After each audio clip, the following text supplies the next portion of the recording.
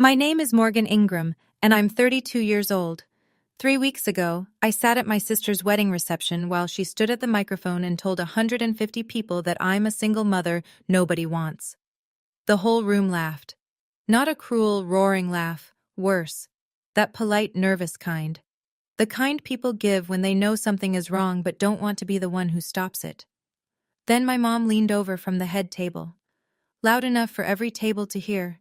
She's a used product. My dad covered his mouth with his napkin. His shoulders were shaking. He was laughing. I sat there with a white cloth napkin twisted in my fists under the table, 150 pairs of eyes on me, and I did not cry. I refused. But what none of them expected, what nobody in that barn saw coming, was what the groom did next. Before I take you back to that night, please take a moment to like and subscribe, but only if you truly connect with this story. Drop your location and local time in the comments. I'd love to know where you're listening from. Now, let me take you back 6 months, to the night my sister called and asked me to be her maid of honor. The call comes on a Tuesday in October. I'm folding Liam's school uniforms on my bed, the tiny khaki pants, the polo shirts I iron every Sunday, when my phone lights up. Vanessa, my little sister. She never calls unless she needs something or wants to tell me about something she just bought. Morgan, I have huge news. Her voice is honey-sweet, a pitch she reserves for asking favors. Derek proposed, and I want you to be my maid of honor. I almost dropped the phone, not because of the proposal, I knew that was coming, but because Vanessa hasn't asked me for anything personal in 4 years, not since my divorce. Since then, our relationship has been a series of comparisons delivered like small paper cuts. Her Instagram captions, "Blessed with my forever person." Her texts on my birthday, "Hope this year brings you better luck, sis," with a winking emoji that somehow felt like a slap. Every family dinner at Mom and Dad's, the script is the same. Mom sets the table, pours iced tea, and within 10 minutes, "Any men in your life yet, Morgan?" Right there in front of Aunt Ruth, Uncle Dale, whoever else showed up. I smile. I say I'm focused on work and Liam. Mom sighs. Vanessa leans back in her chair and sips her wine like she's watching a show. That's sign number 1. The question that isn't really a question. It's a measurement. A public performance of my inadequacy, served alongside pot roast. But Liam, my 5-year-old, has been asking about the wedding since he overheard Vanessa on speakerphone 2 weeks ago. "Mommy, am I gonna see Grandma at the wedding?" His little face, all hope and gap-toothed grin. So I say yes. I should have known. When Vanessa invites you in, it's never about generosity. It's about positioning. For 6 months, I am the maid of honor in title and the unpaid wedding coordinator in practice. I confirm the florist. I chase RSVPs. I coordinate the bridesmaids' dress fittings, 4 of Vanessa's sorority friends who look through me like I'm part of the furniture. I spend 2 weekends driving to Atlanta for fabric samples. Vanessa changes her mind about 3 times. She never says thank you. Not once. Mom calls me every week. Not to ask about Liam's kindergarten play or the double shifts I'm pulling at the hospital. She calls to relay Vanessa's demands. "Vanessa wants ivory linens, not cream. Can you call the venue?" I call the venue. Vanessa thinks the font on the invitations is too thin. I call the printer. Then one evening I'm on the phone with Vanessa going over the seating chart, and I ask, "Do you want Liam as the ring bearer? He's been practicing walking in a straight line. He's so excited." Silence. Then, "I don't want a kid messing up the photos. Especially not one without a father in them." I hear Mom on speakerphone in the background. She says nothing. I sit on my bed after that call and stare at the wall for a long time. Liam is asleep in the next room, arms wrapped around his stuffed dinosaur, breathing steady and sweet. He didn't hear. Thank God he didn't hear. I tell myself, it's her day. Let it go. That night, I'm up until midnight hemming the bridesmaid dress Mom picked out. A washed-out sage that makes me look like I haven't slept in a year. I think that was the point. But the real reason Vanessa wanted me standing right next to her at that altar, I wouldn't understand until the reception, when she picked up the microphone. "You need to understand something about Ridgewood, Georgia. 8,000 people, one grocery store, two churches, and a Waffle House that serves as the town's unofficial news bureau. Everyone knows your business before you've finished living it. When my ex-husband left, packed a bag on a Thursday, moved in with a 24-year-old dental hygienist from Macon by Saturday, the entire town knew by Sunday service. I sat in our pew at First Baptist with Liam on my hip, and I could feel the whispers moving through the rows like wind through wheat. I'm a pediatric nurse practitioner at the county hospital. I take care of these people's kids. I treat ear infections at 2 in the morning and hold toddlers still for stitches while their parents cry harder than the child. My reputation matters, not for vanity, for survival. If the parents of Ridgewood don't trust me, I don't work. Mom knows this, and she spent 4 years making sure my divorce stays fresh in everyone's mind. Not with cruelty, no, that would be too honest. With pity, the worst kind. Pray for my Morgan, she says at Bible study. She's doing it all alone, bless her heart. She says it at the salon, at the farmer's market, at the PTA bake sale where I donated 3 trays of brownies and she introduced me as my daughter, the single mom. So when I realize Mom invited my head nurse, Mrs. Henderson, to the wedding, because she goes to our church, Morgan, don't be dramatic. A cold feeling settles behind my ribs. 150 people, my colleagues, my neighbors, parents of children I've treated. If something happens at this wedding, it won't stay in the barn. It'll follow me into every exam room on Monday morning. 2 weeks before the wedding, Liam and I are eating mac and cheese at our kitchen table. He's got orange powder on his chin, and he's swinging his legs because they don't reach the floor yet. Mommy, how come Grandma never puts my picture on her fridge? I set down my fork. What do you mean, buddy? At Grandma's house, she's got pictures of Aunt Vanessa and Uncle Derek and that baby from next door, but not me. He's not upset. He's genuinely confused. Like he's trying to solve a math problem that doesn't make sense. And that's what guts me. He hasn't even learned to be hurt by it yet. He just wants to understand. I say something about Grandma being busy, about pictures getting shuffled around. He accepts it and goes back to his noodles. But I sit there with my hands in my lap, and I think about all the times I've swallowed, smiled, deflected. All the dinners where I laughed along when Mom asked about my love life. All the phone calls where I hemmed dresses and confirmed vendors and pretended the silence on the other end of the line after Vanessa's cruelty was just bad cell service. I'm not protecting peace. I'm teaching my son that this is normal, that you sit quietly while people who are supposed to love you remind you that you're less than. I made Liam a promise the day I held him in the hospital, red-faced and screaming and perfect. I said, I will never let anyone make you feel like you're not enough. But here I am, showing him exactly how to swallow it. I keep telling myself, just get through the wedding. One more event. Then I'll figure it out. Then I'll draw the line. Ridgewood doesn't give you time to figure things out quietly. The rehearsal dinner is at Mancini's, the only Italian place in town. Red-checked tablecloths, breadsticks in paper sleeves, Dean Martin playing on a speaker that crackles on the high notes. I walk in with Liam. He's wearing a little blue button-down I ironed this morning. He looks perfect. Mom meets us at the door. Her eyes go straight to Liam's shoes, his good sneakers, the cleanest pair he owns. Sweetie, I hope you didn't bring the boy in that outfit. People are watching. The boy, not Liam. The boy. I steer us to the table without answering. Vanessa is radiant at the head, white dress, hair blown out, Derek's arm around her chair. She's glowing the way brides glow when everything is going according to plan. At dinner, Mom works the table. She introduces Derek to every cousin and family friend with the same line. Self-made man, built his own firm, not like some people who couldn't hold on to what they had. She doesn't look at me when she says it.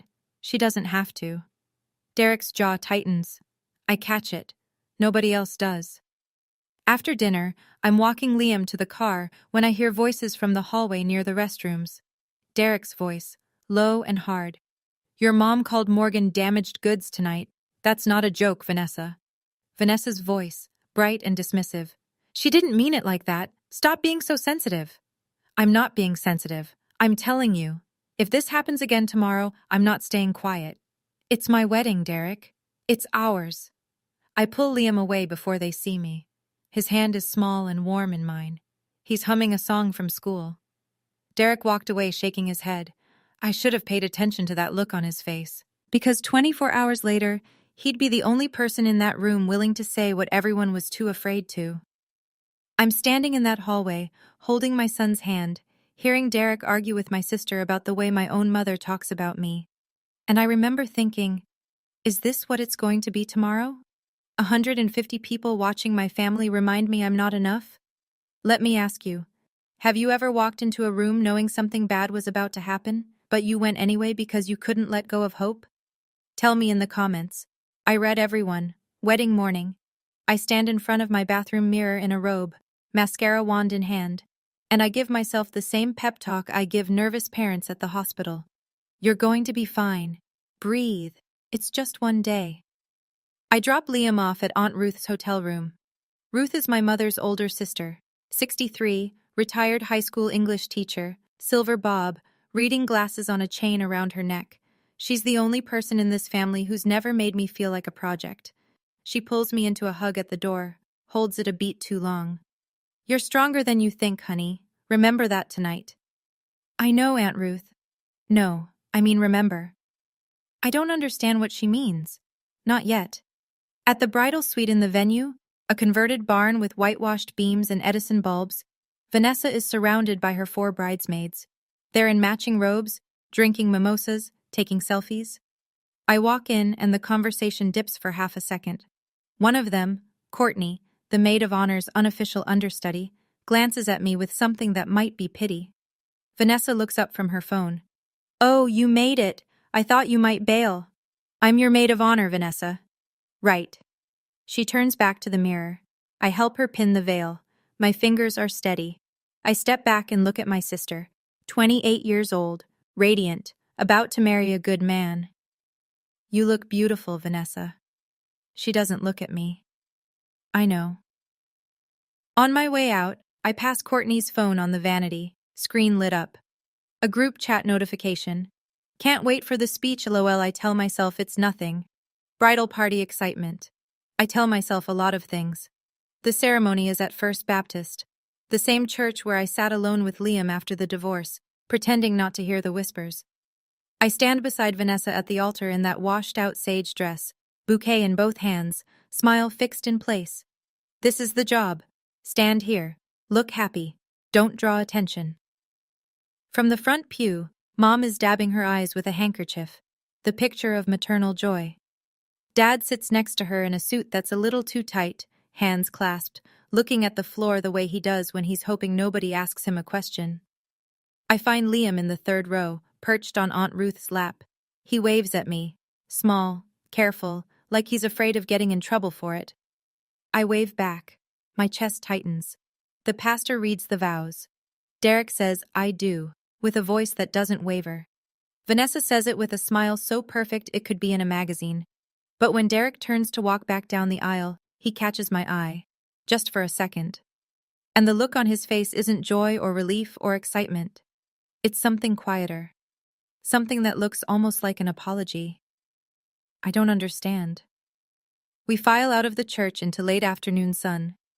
Guests throw birdseed. Someone's toddler shrieks with delight. Cars line up for the 10-minute drive to the barn venue. In the parking lot, I overhear 2 women from Mom's Bible study. Is that the older sister? The one who got divorced? Bless her heart, she showed up. That takes guts. Or something.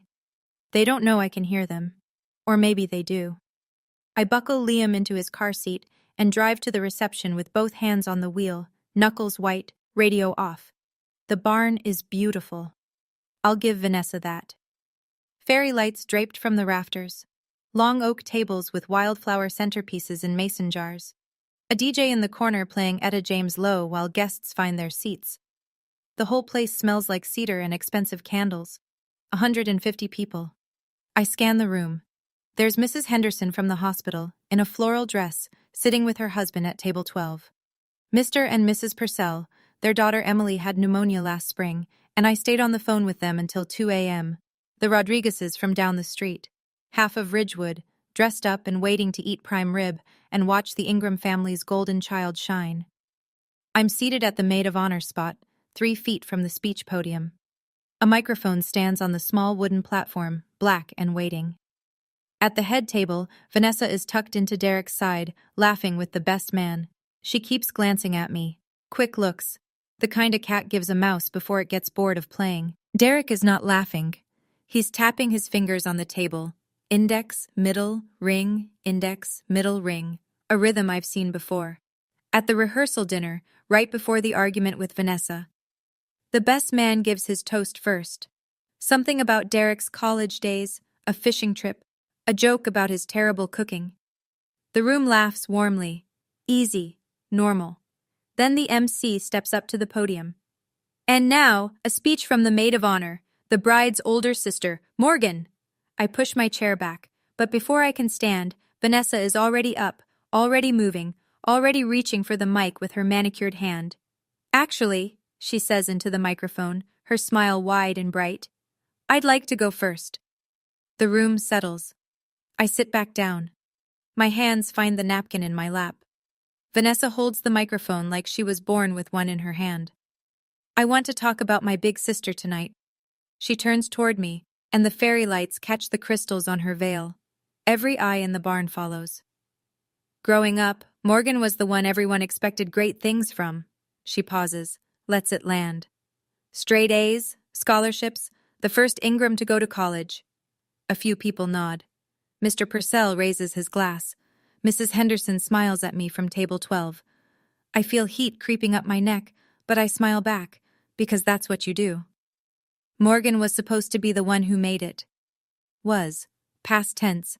I hear it. I don't think anyone else does yet. But life doesn't always go as planned, does it? Her voice shifts. Not louder. Sweeter. The kind of sweet that coats the edge of a blade. She tilts her head, and her smile stretches wider, and I feel the room tilt with it. At the family table, Aunt Ruth sets down her fork. She pulls Liam a little closer on her lap and stares at Mom. Mom is sitting up straight, chin lifted, hands folded, the exact posture she uses when she's watching something she approved of. Ruth leans toward Uncle Dale's wife beside her. I can't hear what she says, but I see her lips move. Later, Aunt Ruth will tell me what she whispered. I should have said something years ago. I think tonight I'll have to. Vanessa takes a breath. The DJ has killed the music completely now. 150 forks are down. So, when my sister's life went a little sideways, she pauses for effect, smiles at the crowd. A few nervous chuckles ripple through the room. She's not done. She's just warming up. Vanessa continues, and I watch Derek. He's sitting at the head table, napkin crumpled in his fist. His jaw is working. That small side-to-side motion people make when they're grinding their teeth without realizing it. I used to be jealous of Morgan, honestly. Vanessa's voice carries the confession like a gift to the audience, something vulnerable and charming. She was the smart one, the responsible one, the one Mom and Dad bragged about. She lets the past tense hang in the air again. I learn later, from Ruth, from Derek himself, what he was thinking in that chair. He was thinking about his mother, Ellen Callahan, a woman I never met. Ellen raised Derek alone after his father walked out on a Tuesday morning when Derek was 4. She worked the register at a hardware store during the day and cleaned office buildings at night. She didn't miss a single school play. She sewed Derek's prom vest from a pattern she found at Goodwill. She died of ovarian cancer when he was 19, 2 months before he got his first architecture internship. She never saw his name on a building. On the inside of Derek's wedding band, the one he put on 3 hours ago, there are 2 letters engraved, E.C. Ellen Callahan. Vanessa knows the story. She knows what his mother means to him. She chooses to keep going anyway. Morgan made choices, Vanessa says. Some good. Some, well. She holds up her hands, palms out, like a comedian delivering a punchline. A few guests laugh, louder this time. Derek puts his hand flat on the table, fingers spread, pressing down, the kind of gesture you make when you're keeping yourself in your chair. I'm watching his knuckles. They've gone white. But Vanessa isn't watching Derek. She's watching me. I used to envy my sister. Vanessa's voice drops into something almost tender. Almost. But now? She turns to face me fully. The microphone catches a faint pop as she brings it closer to her lips. I look at her and I think, I'm so grateful I waited for the right person. A pause. She looks at Derek, looks back at me. The barn is dead silent. Because my sister, my big sister Morgan, is a single mother. She lets those two words fill the room. Unwanted by anyone. She says it like a diagnosis. Clinical, pitying, worse than venom because it sounds like concern. A ripple of laughter moves through the tables. Not cruel, not exactly. It's the kind of laugh people give when they're uncomfortable and don't know what else to do. A few women cover their mouths. A few men look at their plates. But nobody speaks. Nobody stops it. I sit 3 feet from the podium and I feel every single one of those 150 gazes land on me like sunlight through a magnifying glass. My chest is burning. My vision narrows to a point. The white tablecloth in front of me, the condensation on my water glass, the napkin twisted so tight in my fists, the fabric might tear. I don't cry. I will not cry.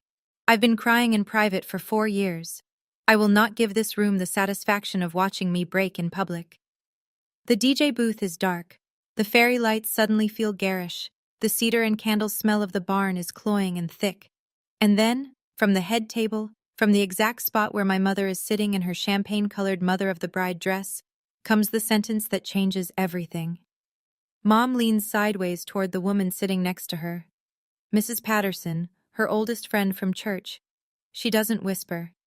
She speaks at full table conversation volume, the way you talk when you want people to hear you but want to pretend you didn't mean to. Well, she is. She's a used product. No one's going to want that. The words hit the room like a stone dropped into still water, rings spreading outward, table by table. I see heads turn. I see Mrs. Henderson's hand freeze halfway to her wine glass. I see Mr. Purcell's face go slack. Dad, my father, Gary Ingram, 59 years old, sitting right beside her, lifts his napkin to his mouth. His shoulders shake. Not a cough, not a sob. He's laughing. 46 seconds. That's how long I stare at my father while he avoids my eyes. I count them in my head because counting is something I do when I need to stay in my body instead of leaving it. 46 seconds of watching my father find his wife's cruelty funny. When he finally looks up, he turns away. Then from across the room, clear as a bell in the silence, "Auntie, why are they laughing at Mommy?" Liam.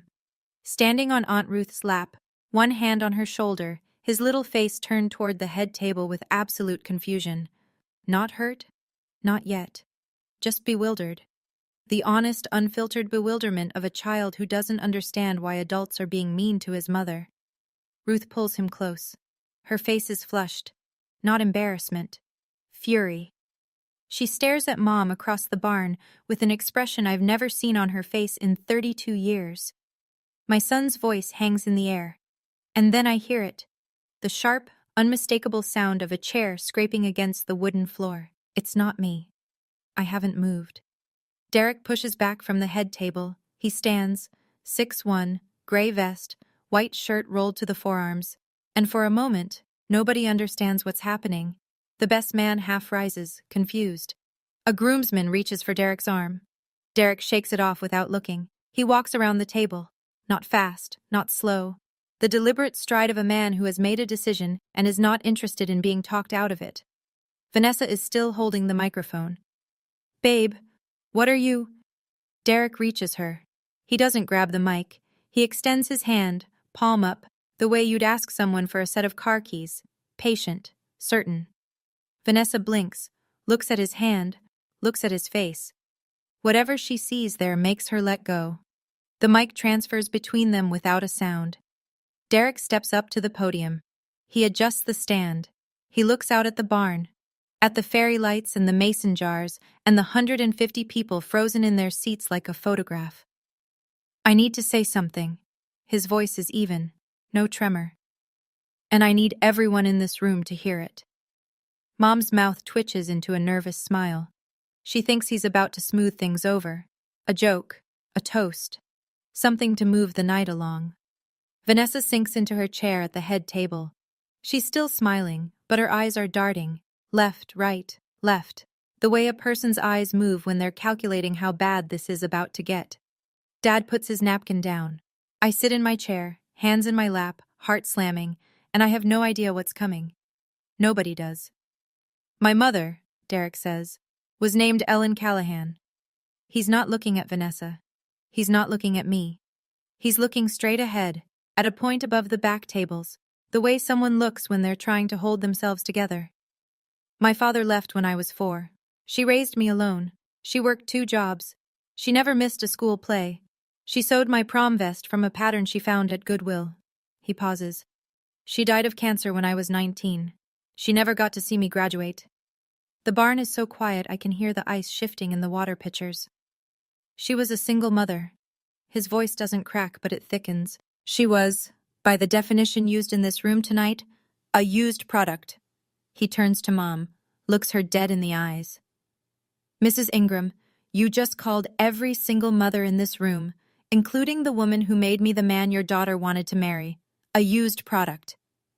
Mom's champagne-colored dress suddenly looks too tight. Her hands are gripping the edge of the table. Her mouth opens. Nothing comes out. Derek turns to Vanessa. I told you last night. I told you this was my line. You chose to cross it. Vanessa's lips are trembling, not with remorse, with the specific kind of rage that comes from losing control of a script. Derek looks at me. Morgan, you have nothing to be ashamed of. He sets the microphone down on the podium, doesn't drop it, doesn't slam it, places it gently, the way you set down something that no longer belongs to you. Then he steps off the platform and walks back to his seat. 150 people. Not a cough, not a whisper. The ice melts in the glasses. Nobody drinks. 150 people, and you could hear the ice melting in the glasses. Derek just said what I'd been waiting 4 years for someone, anyone, in my family to say. But here's the thing. He wasn't doing it for me. He was doing it for his mother. For every single mother who ever sat in a room and let people talk like that. If that moment hit you the way it hit me, let me know with a like. And stay with me, because the night wasn't over. The whispers start before Derek reaches his chair. They move through the barn like wind, table to table, low and electric. I see Mrs. Henderson lean toward her husband and shake her head. At table 9, a woman I recognize from the hospital waiting room, single mom, 2 kids, brings them in for every checkup right on schedule, is pressing a napkin to her eyes. Vanessa grabs Derek's arm as he sits. You just ruined my wedding.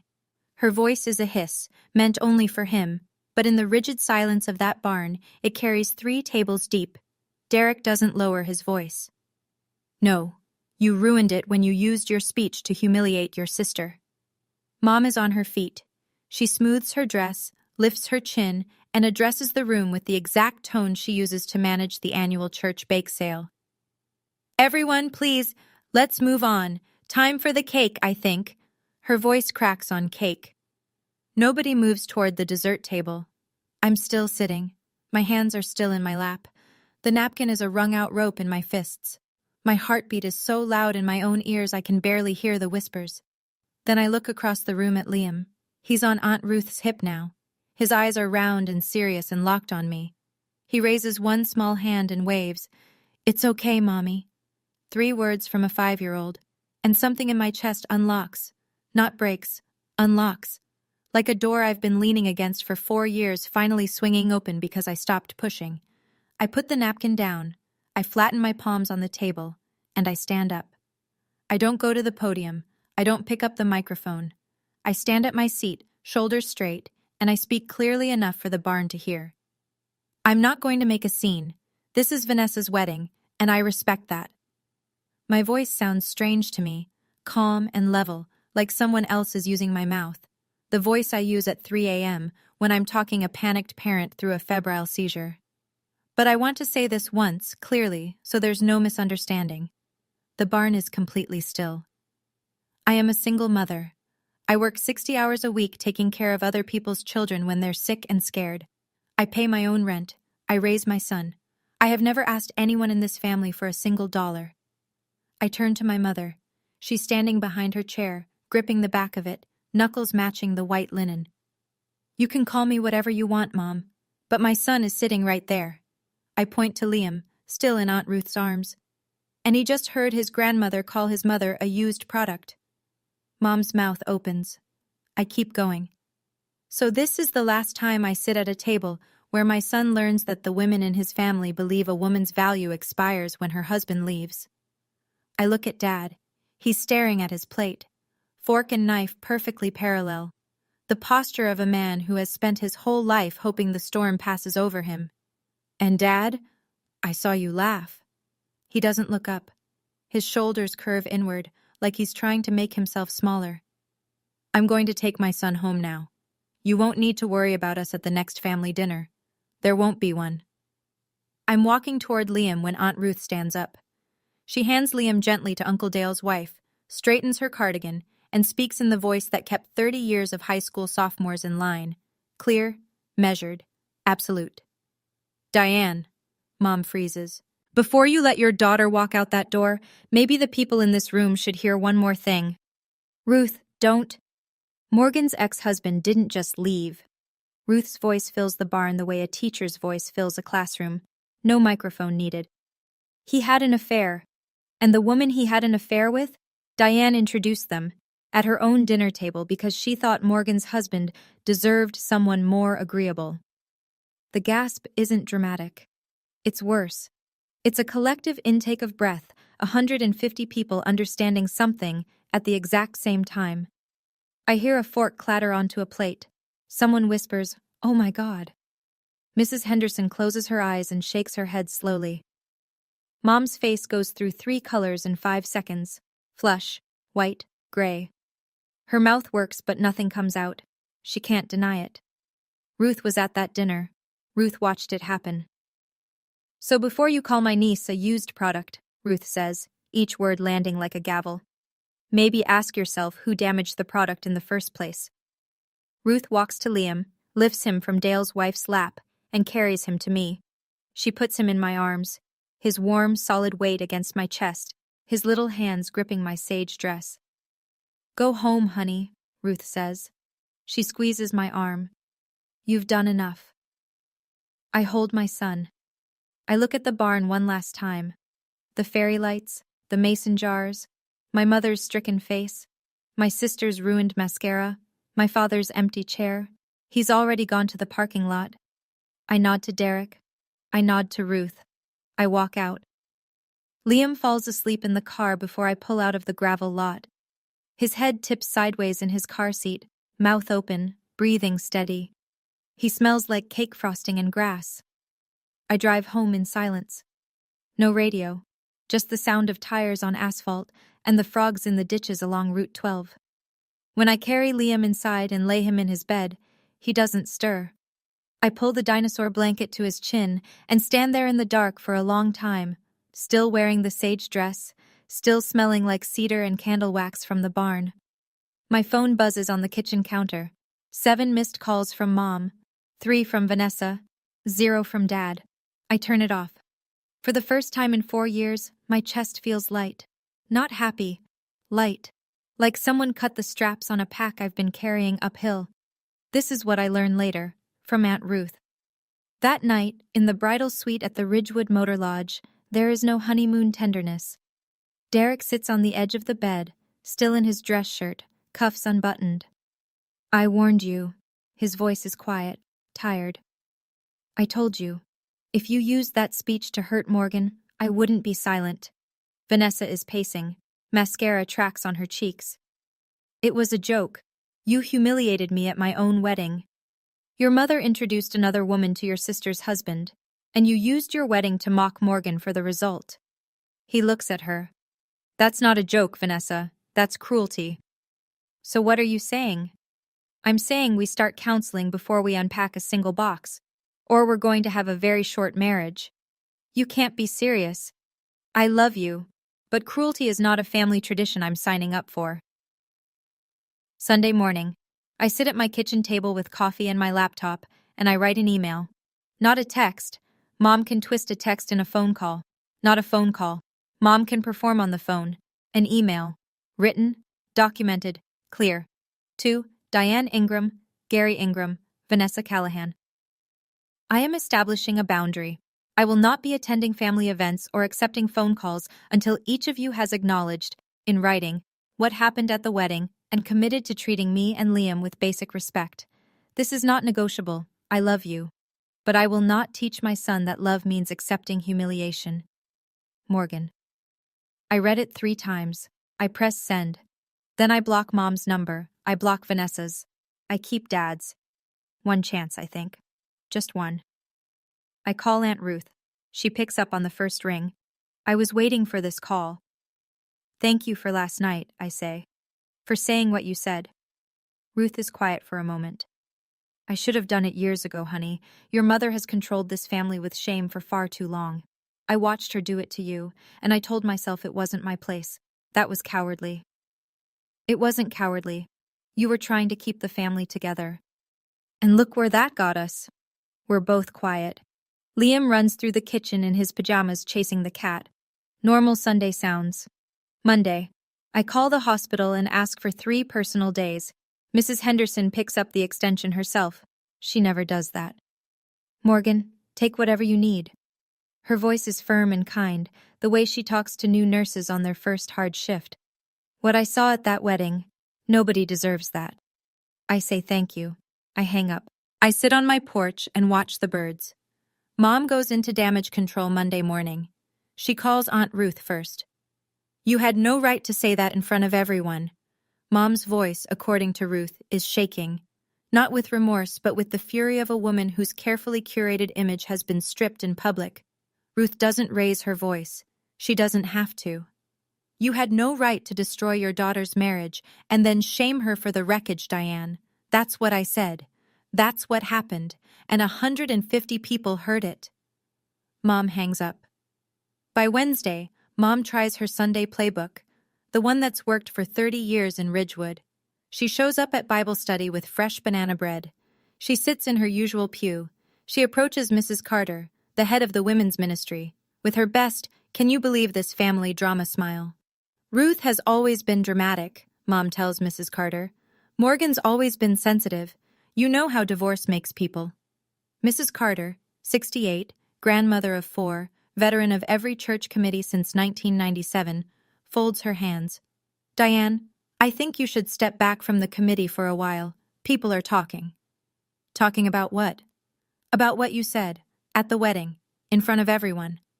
The banana bread sits untouched on the fellowship table. Vanessa posts wedding photos on Instagram that afternoon. #blessed. #best day ever. #love of my life. The public comments are polite. The DMs, Ruth tells me later, are not. Vanessa, that speech was awful. Your mom really said that? Is Morgan okay? And Gary, my father, sits in his garage workshop with the door down. He doesn't go to Bible study. He doesn't call Mom's friends. He doesn't call me. He sits with his tools and his silence, doing what he's always done. Nothing. 2 weeks. That's how long it takes for the scaffolding of my mother's social life to crack. She loses the women's ministry chair. Not a dramatic vote. Mrs. Carter simply stops calling her about meetings. The phone doesn't ring. The group texts arrive without her number. Diane Ingram, who has organized the Christmas Bazaar for 11 years, isn't asked to organize anything. Her friends don't abandon her all at once. That would be too honest for Ridgewood. They just get busy. Oh, Diane, I'd love to have coffee, but my week is packed. Let's rain check lunch. I've been meaning to call. They haven't. They won't. Vanessa and Derek start counseling. Every Tuesday at 4. Vanessa sits across from a therapist in an office 40 minutes away, far enough from Ridgewood that nobody she knows will see her car in the lot. And for the first time in her life, she hears a question she can't charm her way past. Why did you need to humiliate your sister to feel good about your own wedding day? She doesn't have an answer. Not yet. And Gary, my father.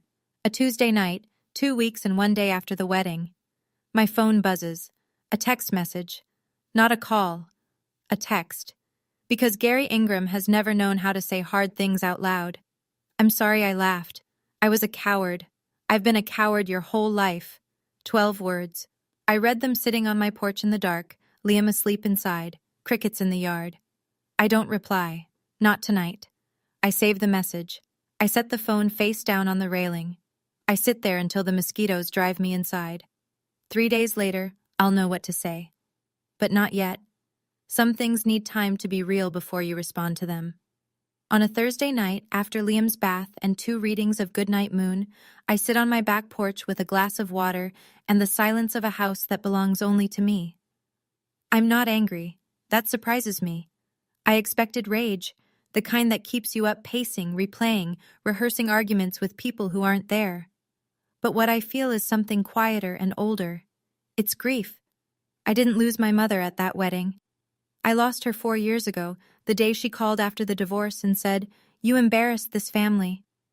The wedding was just the night I stopped pretending otherwise.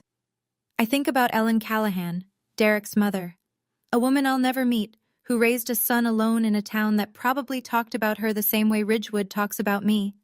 A woman who sewed prom vests and worked 2 jobs and died before she could see her boy's name on a building. Ellen sat in rooms like that barn, I'm sure of it. She heard the whispers. She smiled through the pity.